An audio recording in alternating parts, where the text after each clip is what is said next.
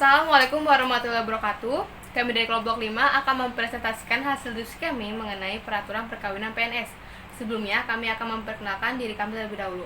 Yang pertama dari saya, perkenalkan nama saya sebagai moderator. Di sebelah kanan saya ada Yuliani Damayanti. Halo. Di sebelah kanan saya juga ada Nabila Pasha. Halo. Di sebelah kiri saya ada Prilly Rasela. Halo. Dan terakhir ada Marcella Veronica. Halo. Selamat memperhatikan presentasi kami.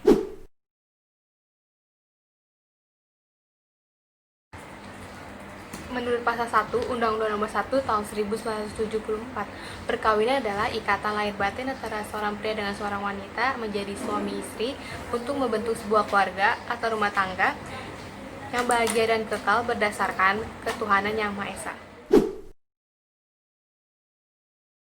Perkawinan bagi pegawai negeri sipil diatur dalam peraturan pelaksanaan tersendiri. Perihal perkawinan bagi PNS diatur pelaksanaannya dalam Peraturan Pemerintah Nomor 10 Tahun 1983 tentang izin perkawinan dan perceraian bagi PNS yang kemudian diubah dan ditambah dengan Peraturan Pemerintah Nomor 45 Tahun 1990. Yang memiliki hak untuk memberikan izin atau penolakan adalah yang pertama Kepala Bagian Administrasi Kepegawaian Negara yang diatur dalam Undang-Undang Nomor 8 Tahun 1974. Yang kedua, pimpinan masing-masing bank milik negara, bank milik daerah, BUMN dan BUMD yang diatur dalam Undang-Undang Nomor 8 Tahun 1974. Yang ketiga adalah Bupati, sebagaimana dimaksud dalam Undang-Undang Nomor 8 Tahun 1974.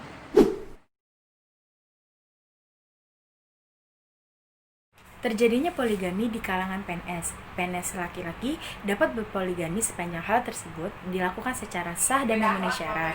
PNS wanita tidak diizinkan menjadi istri kedua, ketiga, ataupun keempat. Selanjutnya, izin untuk beristri lebih dari seorang hanya dapat diberikan apabila memenuhi salah satu syarat sebagai berikut.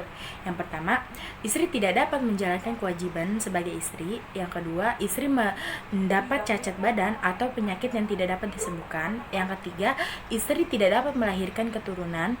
Yang keempat, ada persetujuan tertulis dari istri. Yang kelima, ada jaminan tertulis dari PNS yang bersangkutan bahwa ia akan berlaku adil. Tolaknya izin berpoligami. Yang pertama, bertentangan dengan ajaran atau peraturan agama yang dianut oleh PNS yang bersangkutan. Yang kedua, tidak memenuhi syarat berpoligami. Yang ketiga, bertentangan dengan peraturan perundang-undangan yang berlaku. Yang keempat, alasan yang dikemukakan bertentangan dengan akal sehat. Yang kelima, ada kemungkinan mengganggu pelaksanaan tugas kedinasan. Lalu, prosedur izin perceraian bagi PNS. Yang pertama, mengajukan permintaan secara tertulis. Yang kedua, dalam surat permintaan izin atau pemberitahuan adanya gugatan perceraian. Yang ketiga, permintaan izin tersebut diajukan kepada pejabat yang lebih tinggi. Yang keempat, pemberian atau penolakan pemberian izin untuk melakukan perceraian dilakukan oleh pejabat secara tertulis dalam jangkauan waktu selambat-lambatnya 3 bulan, terhitung mulai dari ia menerima permintaan izin tersebut.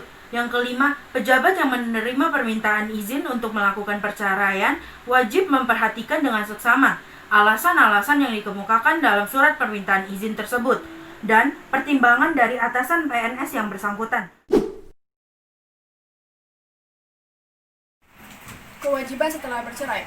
1. Setiap PNS yang bercerai wajib menyerahkan sebagian gajinya untuk penghidupan mantan istri dan anak-anaknya. 2. Pembagian sebesar 1/3. 3. Apabila tidak memiliki anak, maka gajinya tersebut diberikan kepada mantan istrinya. Yang keempat, apabila mantan istrinya menikah lagi, maka biaya penghidupan dihapuskan semenjak mantan istri menikah lagi. Selanjutnya, pelanggaran disiplin berat bagi PNS. Yang pertama, PNS yang melakukan perkawinan pertama atau duda atau janda yang menikah lagi tidak memberitahukannya kepada pejabat yang berwenang secara tertulis dalam jangka waktu selambat-lambatnya 1 tahun setelah perkawinan itu dilangsungkan. Yang kedua, PNS yang melakukan perceraian tanpa izin atau surat keterangan lebih dahulu dari pejabat yang berwenang. Yang ketiga, PNS pria yang berpoligami tanpa izin dari pejabat yang berwenang saat itu. Yang keempat, PNS yang hidup bersama wanita atau pria yang bukan istri atau suaminya. Selanjutnya, PNS yang tidak melaporkan perceraiannya dalam jangka waktu selambat-lambatnya 1 bulan terhitung sejak perceraian itu dilakukan. Yang terakhir, PNS yang tidak melaporkan perkawinannya yang kedua, ketiga, ataupun keempat dalam jangka waktu selambat-lambatnya 1 tahun terhitung sejak perkawinan itu dilangsungkan. Sanksi pelanggaran bagi pegawai negeri sipil. Yang pertama, penurunan pangkat setingkat lebih rendah. Yang kedua, pembebasan dari jabatan. Yang ketiga, pemberhentian dengan hormat, tidak hormat, atau pemberhentian sendiri dari PNS tersebut. Like that way, move that body.